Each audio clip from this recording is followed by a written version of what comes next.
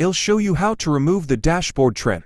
First, you need the trim tool remover. Second, try to apply pressure to the trim and be gentle, not to break the clips under the trim.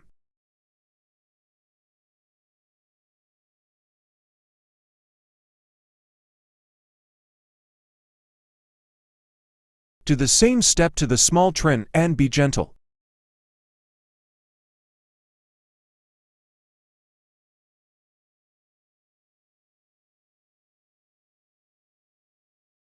And this is what's looked like when you remove the dashboard trim. RDMS